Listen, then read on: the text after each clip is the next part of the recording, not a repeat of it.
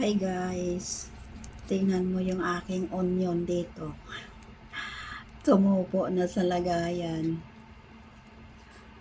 Ano kaya gawin ko dito? Iloloto o itatanim?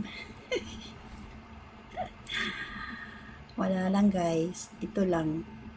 Walang magawa. Kaya binibidyohan ko yung aking onion na tumubo.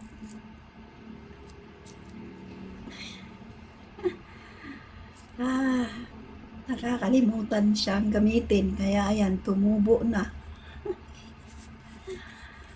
Pasaway talaga si ako.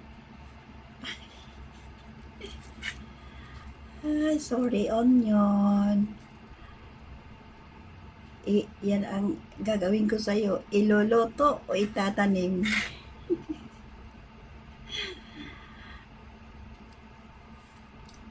Gamitin na kita mamaya sa aking reseping pork stew. Yun lang guys. Thank you for watching.